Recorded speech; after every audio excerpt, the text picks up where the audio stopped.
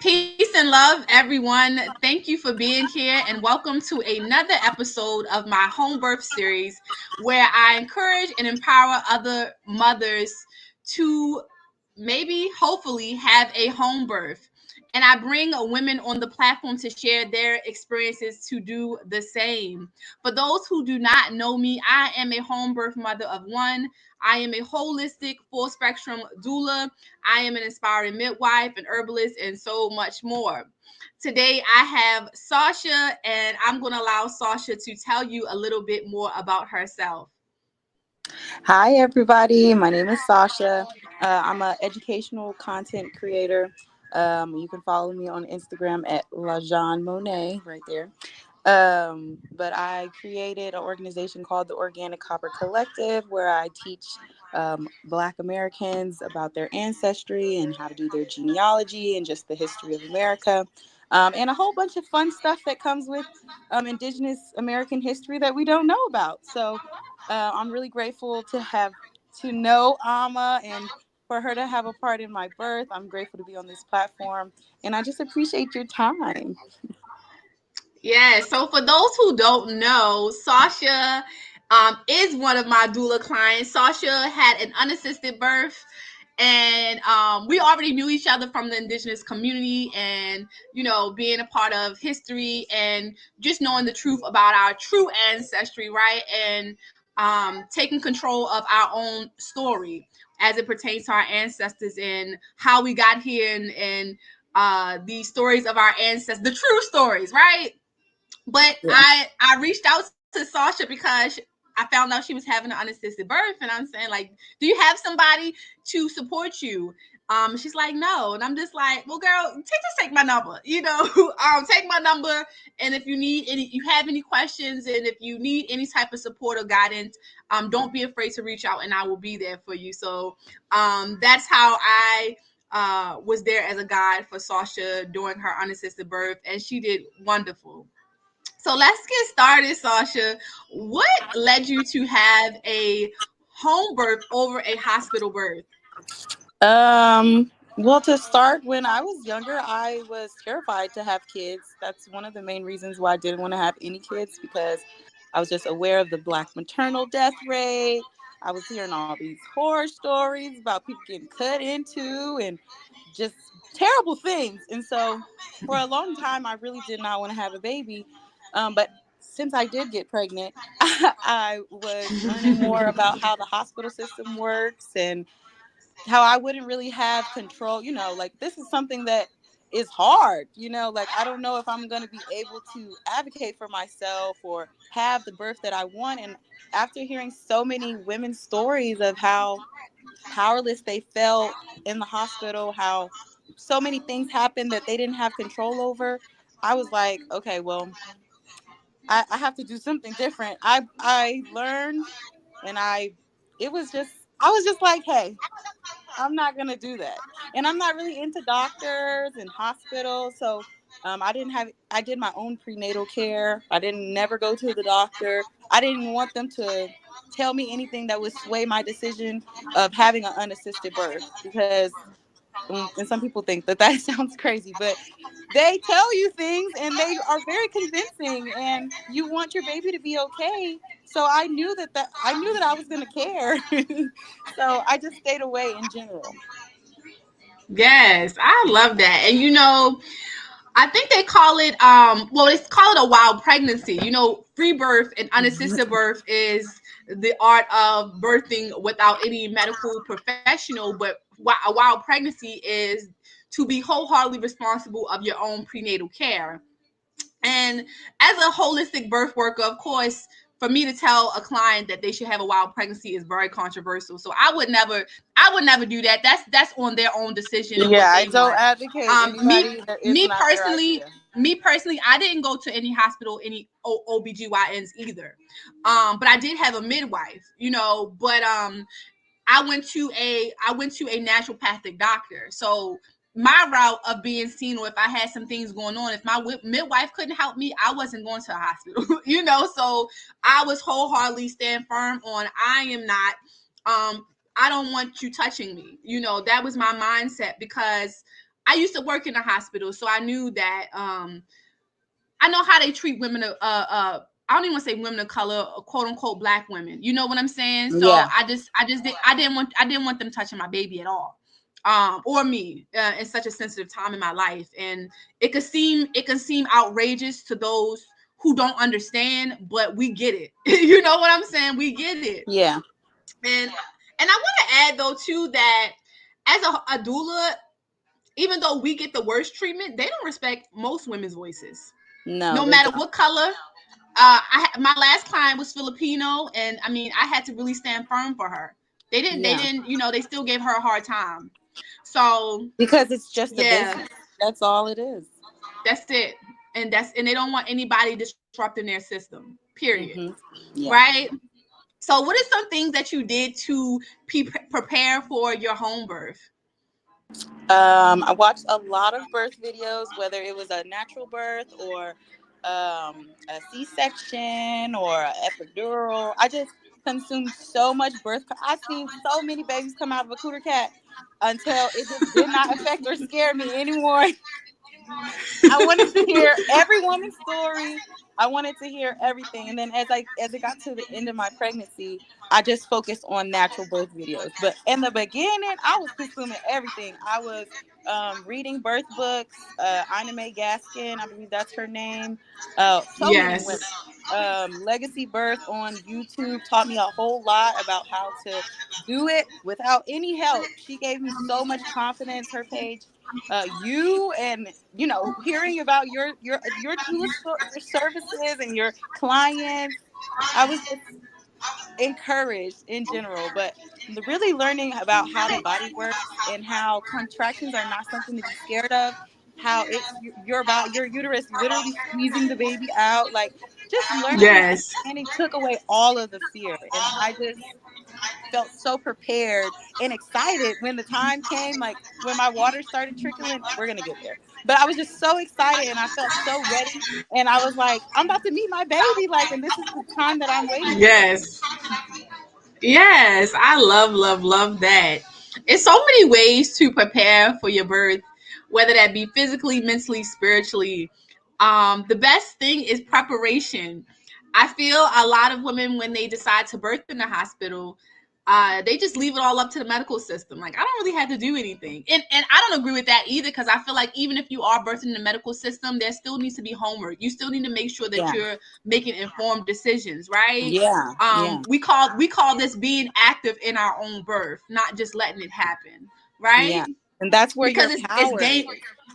yes, it's very dangerous not to prepare in all aspects. Like, if you have fears, you need to work through them, because subconsciously, if you don't work through them, they could manifest in your birthing They're coming experience, up. right? Yeah, They're going to definitely. come up. Any traumas that you dealt with in your life, if you have not even begun the process of working on them, it's a possibility that they could come up in your birthing experience as well. So it's a 100%. birth is a flow, but it is work that goes into it, within the pregnancy. And what factors did you consider when deciding that you wanted to have an unassisted birth? My family. um it was something that I kept to myself. It was a decision that I made a long, like from the very beginning. But my partner was not 100% on board. But it's to the point where he's not doing it. I am. So it doesn't really matter if you're gonna support me or not. You could be at work and you could come home and a baby be here. Like, I could do it by myself. So I just had so much belief in myself. Well, I grew that belief because I didn't have it at first. But yeah, I my family was probably the biggest thing, because they want you to go to the doctor. They've had babies in the past and they've had their experiences, and they're projecting those things onto you. And yeah. Yes. So, was unassisted birth something that you just knew that you wanted to do? Yeah, definitely. I love Definitely. that. I love that. I considered a midwife and a doula. At the time, I didn't have the money. So was not Right. gonna let that not gonna let that Discourage you. affect the experience that I wanted to have. So, and I know with midwives, they're just like doctors a lot of the time. A lot of the time, they have the same ideology as a doctor. They're going to force you to go to the hospital. So I just was like, I can do it by myself. And then after seeing so Yes. many women, hearing, you don't necessarily hear about unassisted births or even home births. I mean, that's not really like the forefront conversation. So after doing my research and listening to other women's experiences, I was like, it's really nothing to be afraid of. This is our body. We were literally built to do this. Like, Facts. there's nothing to be scared of. Like, we can do Right. this. Yeah. Yes. Yes. Love that. And could you describe the environment that you created for your home birth? Is there anything special that you did to stimulate your senses or create a zen, peaceful environment to help prepare you to meet your baby? I will say that there are more things that I wish I would have done, but the fact that I did them without those things just makes it even better of an experience, right? I mean, there's so many things I Right. would have wanted better lighting. I would have wanted a lot of different things that other people have, but I didn't have those things, so I just worked with what I had, and yeah, I mean, I made a playlist of gospel songs, a playlist of love songs, a playlist of empowering songs, just a lot of different music. And music really was the thing that got me through it, because the time just flew by so fast. My affirmations, learning my affirmations and putting them up around me. My yoga ball, bouncing on my yoga ball, using that tool. The tub's a great tool. Utilize the water. The water Yes. helps you.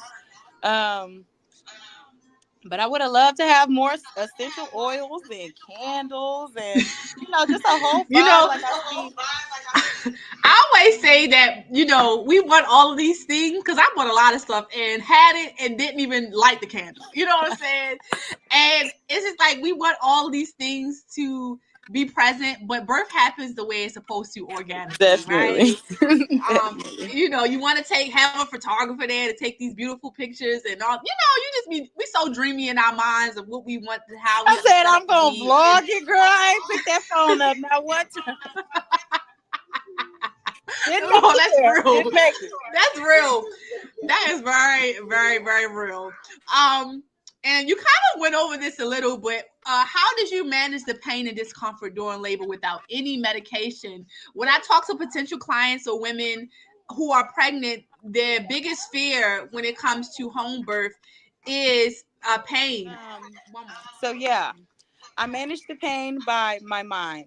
I made sure that my mind wasn't thinking of it as a pain. I was thinking of it as a discomfort that I have to endure to meet my baby. It's just my body shifting and doing what it has to do to get me there. My partner, he pushed on, on my back, on my lower back. I had lots of pillows in the tub. I didn't have no pillows when I was done, because we just put all them pillows in the tub, and I just stayed in the tub, and I was laying there, and I made sure that I switched positions. I made sure that I was telling myself that I could do it. What's a funny story? This is a side. It has to do with this, but I told my partner, do not be trying to tell me to go to the hospital. I know I'm gonna say it's hard. It's expected. But like, when I was in mid Yes. labor, I was like, oh, I don't know if I could do it anymore. I'm so tired. Oh, I'm just expressing myself. And he's like, well, we can go to the house. And I said, no, what are you talking about? We talked about this. I'm You're literally supposed in to encourage you. contractions. Yes. I'm Yes. literally in contractions. And I'm like, no, that's not a part of the plan. I'm doing this. I just need you to say it's Right. gonna be okay. You got this. That's all that I need you to do. So it's Yes. all in your mind. It literally is all in your mind, which sounds crazy, but it's true. What support system did you have in place during your home birth? I know you talked about your partner being there, and of course me.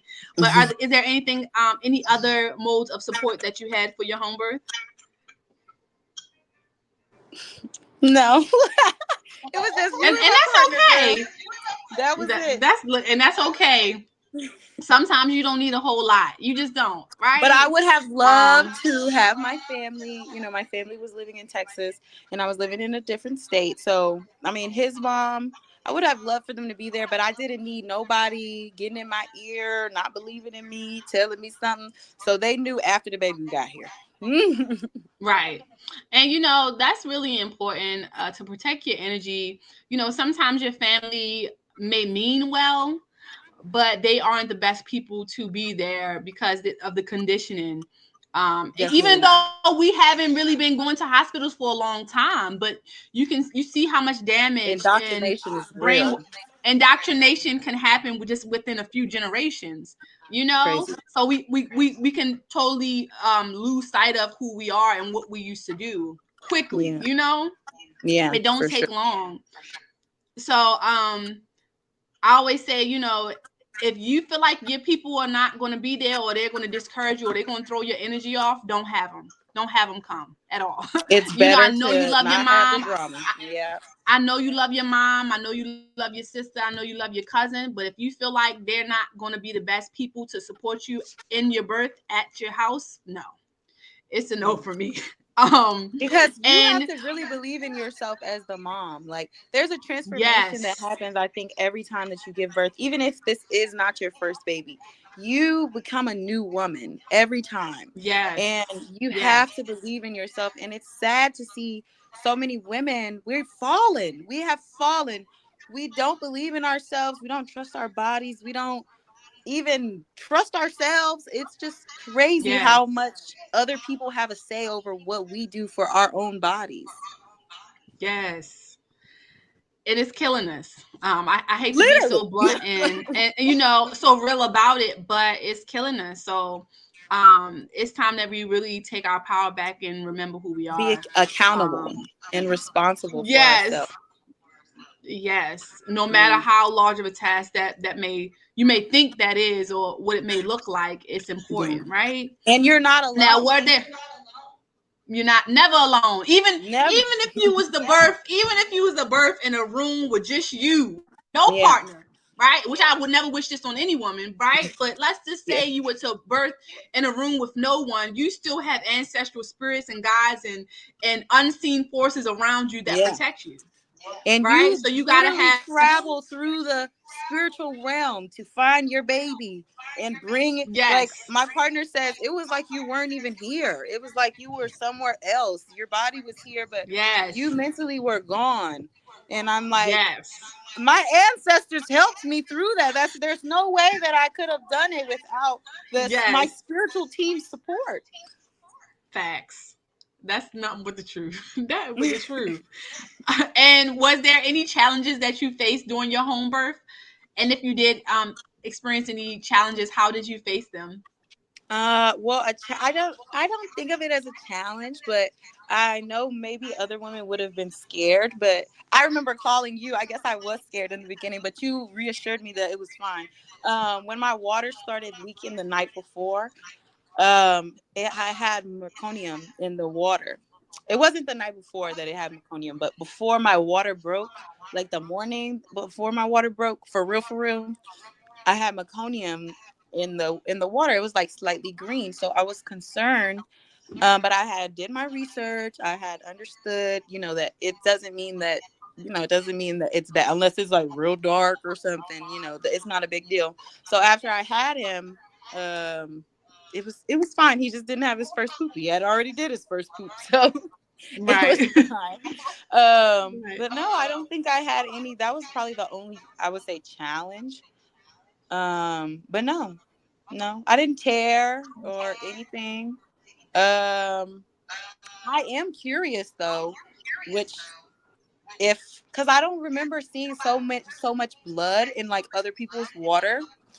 So I was curious if I would have like if I hemorrhaged. It's my mom. Hi, mom.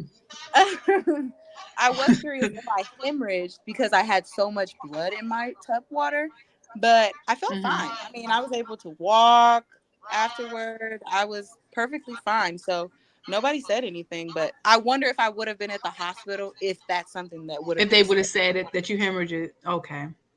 Interesting. All right, all right. One memory I do remember from your home birth is you being concerned that the baby wasn't crying. Oh And I want yeah. to speak on Oh this because you had your baby in the tub, right? yes. Now, what a lot of women don't know is that when you have a water birth, a lot of times the baby will not come out crying. Isn't and people don't know this. And I was talking to my friend Jamila about this because she had a water birth as well, unassisted, and she's like the baby didn't come out crying, but I already know that when you have a water birth, they don't always come out crying, and it must just be the serene and the normal of they thinking they're still in the womb, so He was they asleep. don't feel the response. They think they're still in the womb, so they don't even Yeah. feel the response of needing to cry. Yeah. Which is It's beautiful, like they right? It's a beautiful thing.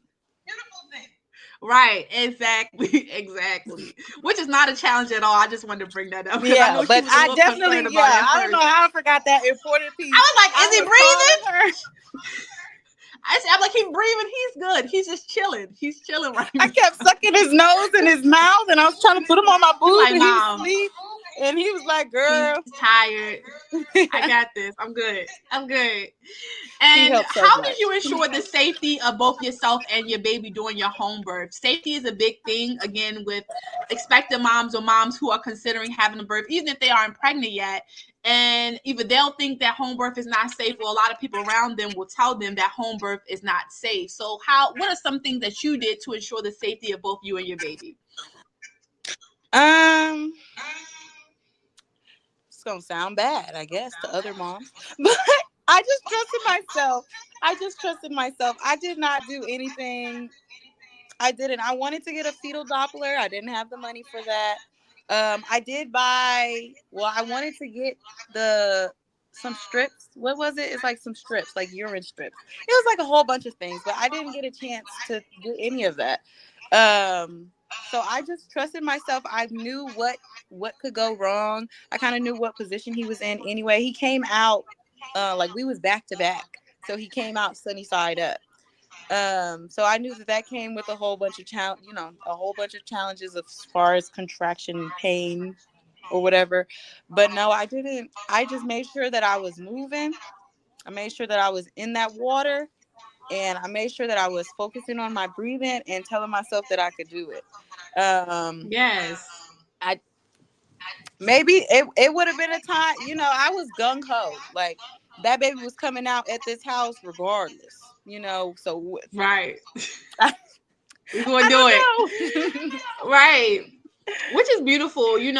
I love to interview and have interviews with mothers who have unassisted birth, because not saying that it's the route for everyone, because I don't feel like every mother has the mental capacity to do it, right?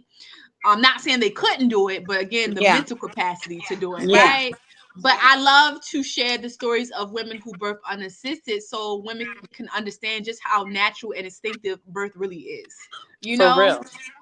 where most times for a lot of women, you really don't have to do too much unless you are high risk and you have some medical complications going on, right? Yeah, I was And even when we healthy. say, I didn't have nothing, right, so gratefully I was able to do this. But I even believe, hey man, if your body is safe enough for that baby to live there for 9 months, your body is yes. safe enough for that baby to come out of there.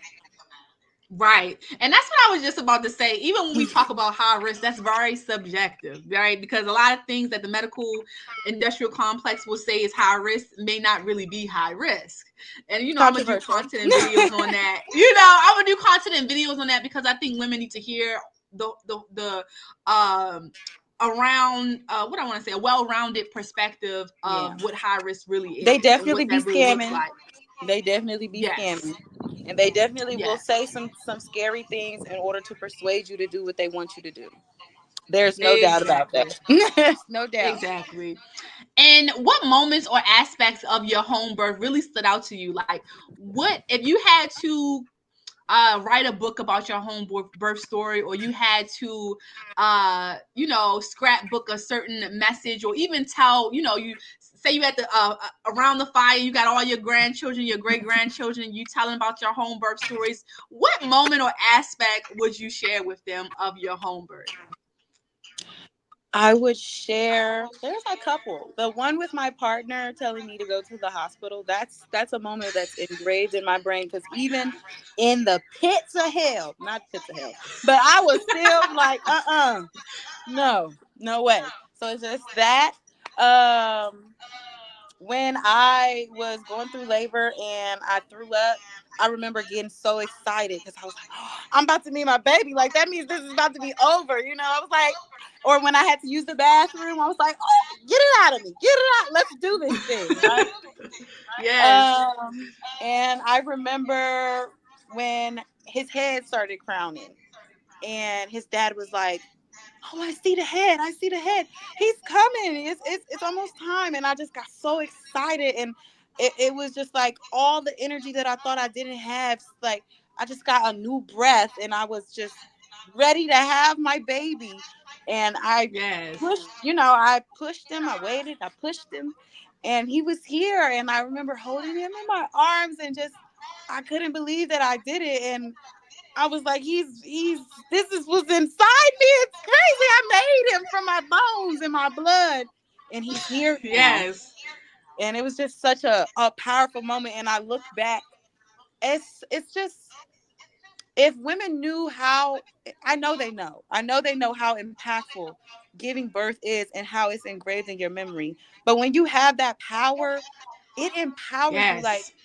it helped me through. I remembered my strength. I remember my strength, and I used Yes. that memory for a lot of things. Breastfeeding was really hard Yes. in the beginning. It was so hard, and I just remember I had my baby in the tub. I can do Yes. this. I kept telling myself Mm-hmm. I can do this. When it hurt, I was like, just breathe how you remember that you did in the beginning. Whenever it's something hard that happens, I reflect on my birth and the strength that I had in the most tough moment of my entire life. I've never done anything hard. I've never played a sport. I've never broken anything. I never got punched in the face before. I have never felt pain. I'll say that Yes. physically. And this was the hardest thing that I've ever had to do, and I did it. Yes. That's a So testimony right there. I want more women to have those moments because being a woman is hard and being a mother is even harder. And we Yes. need those moments of strength to remind us who we are and that we're capable of doing anything. Yes. Listen, I talk about that in my ebook. I'm not going to give too much, but what you just said about how your birth and how that sense of power that you felt by just having your birth and knowing that you could do it and you did it alone, right, without any medical support, or even at home for the one people who did have medical support, all naturally, that gives you power in all of other areas of your life. Crazy. It does not. Crazy. It does not end. It does. I'm getting goosebumps. It just does not end at birth. It doesn't. No. After I had my baby, I just up and moved to Texas, like literally. You know what I'm saying? Because I knew that it was time for change anyway because of the circumstances that I was in. But Yeah. I'm like, I just had a baby. Like, I can hop on a plane and start my life over. Like, it ain't nothing to it but to do it. Yeah. Right. Yeah. So Definitely. it teaches you the importance of leaning into your own willpower and knowing that Yeah. anything that you want to bring into fruition, you can, because you just created and birthed an entire being out of you. Period. Like, it's not a Period. game. It You know what reminds I'm you of who saying? you are. Yes, absolutely. It's not a game. And that's Definitely. why I am such an advocate for home birth, because you don't get to feel that sense of power when you birth in the medical system most times, right? You have when some women who come in there and shut it down. Like, this is how I'm going to birth, this is what I'm going to do, and you stand to the side, right? Which You're is just there great for, for them. I'm glad right? that they have that But then voice. a lot of women, their power is taken from them, and they're told that their body is not capable of doing this without all this technology, without all these interventions, and Yeah. they just drive in you that you are weak and powerless. In so many words, it's a lot of We mental rebuke manipulation that that. goes We into it. rebuke that. Right. And exactly, I rebuke, right? Yeah. So yeah, it's crazy that you say I rebuke that, because I remember when I had to go to the hospital one time when I was pregnant because I was in a domestic violence relationship. I'm not gonna get into that, right? But I had to go one time, and when I went, um, the midwife and the nurses were really nasty, because of course I'm not getting all your shots. I'm not doing none of that. I'm just here to make sure I'm okay, my baby's okay, Yeah. right? And I heard them gossiping about me and all these things, but I'm just like, I'm real raw, like, especially as somebody who is a birth professional. I'm just like, listen, I just looked the midwife in her eyes and I said, listen, if you're not comfortable with working with Black women, you shouldn't be a midwife. I Yeah. said, you don't know me and you don't know who I am, and you don't even know that I used to work with a mother baby unit in the same hospital. Wow. So I feel like if you don't have the courage and the strength and the empathy and the heart to not only take care of a woman who is pregnant of my hue, and also a woman who is going through domestic violence, then this is not the profession for you, No, right? it's you And you supposed know, to be and welcoming. she's her whole face turned red, right? Because I'm gonna give it to you real raw. I'm not gonna cuss you out, but I'm gonna just give it to you real raw, and I'm gonna look you straight in your eyes. And Them it just American had her Indian flooded. women is strong, okay? And it had her flooded. And I remember her bringing me a paper of consent form that I had to sign because I didn't want to get the role gain and art, all that stuff. Yeah. I'm good on it. I'm good on it. If whatever's supposed to happen is going to happen, I'm gonna pray on it. I'm gonna ask for protection over. I'm gonna ask for protection for a healthy baby with all my children. But Yeah. I don't want your shots. I just don't. And Mm-mm. it was something that said if I decided not to opt out, that my baby, if my baby died, then they're not responsible or something. And I put a straight line and I said, that's a spell. I'm not signing that. And she said, no, you're gonna keep it the way, but I had to rebuke it. Like, I know that this is a spell. You might not know this is a spell, but this is a spell. So I'm gonna put a line over it and have a good day. And I'm gonna go about my business. Yeah. But yeah, you gotta. Even though it was such a vulnerable time in my life, I still had to stand up for myself. You know, even though I was learning how to stand up for myself in my relationship and the things I was going through outside of that, I still had to show up and stand up for myself and my baby in that space, because I Yeah. knew how that space was. So you do have to rebuke anything that goes against your spirit and what you feel is right for you. Even if Yeah. somebody's telling you it is right for them, if it's not right for you, then don't go with it, right?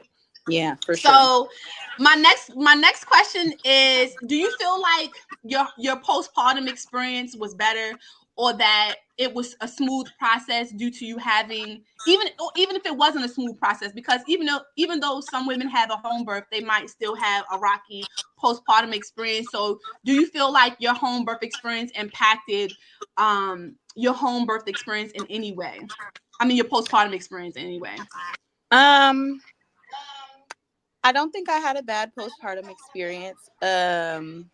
But it's hard. It's hard. You're going through hormonal changes. Your body is still expelling things, and you have a Yes. baby who is up all the time, and they're on your boob, and you're exhausted. Yes. But I will say that I think that my home birth experience impacted my postpartum just because I remembered my strength, and Yes. I knew that it was not going to last forever. I knew that it was going to be okay. I knew that I was strong enough to do it, you know. But of course, we as women have to come together and support our women. We have to come together and support new moms. We have to come together, and the community is what makes that postpartum experience. Yeah, because of the strength that I had during labor, that is that fueled my positive postpartum experience. And perspective is everything. Me having an unassisted home birth proved that I was a victor, not a victim. So I was not going to be a victim in my Yes. postpartum either. Yes. So I that's love all. that. I love that.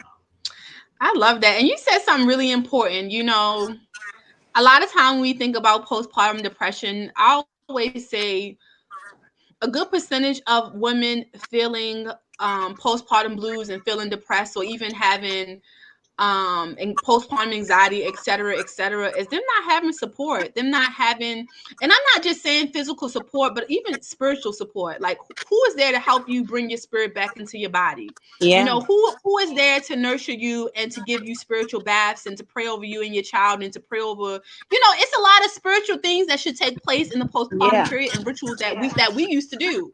And again, a lot of us are getting back to it, but we have really lost sight of what the postpartum period or what birth is spiritually.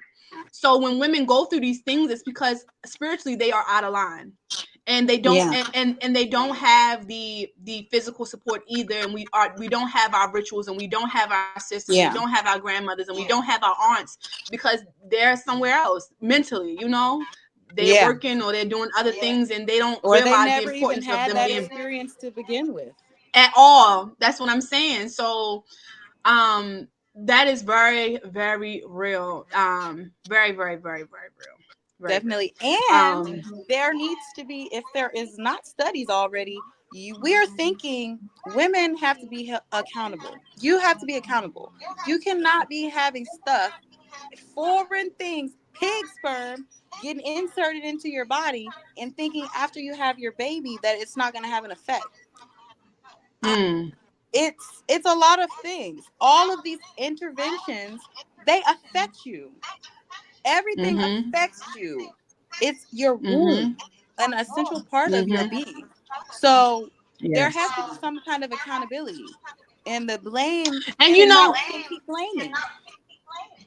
and also when we talk about like trauma and unresolved things that come up during pregnancy and during the labor, the same with the postpartum period.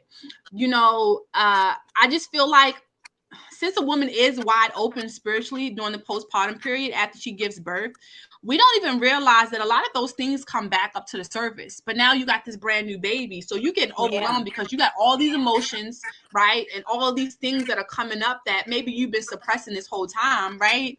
And now Yeah. they're coming up to be dealt with. And it might not just be come up as if like, oh, I'm sad or I'm triggered because this is coming back, but it may come back mirroring itself in your current circumstances or the things that you're dealing with, right?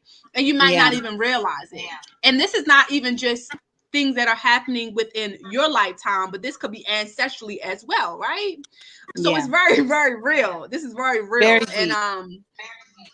yes, yes, therapy, and spiritual healing. And postpartum is forever, so it's still things that I'm still working. I'm still working on. You know what Me I'm too. saying?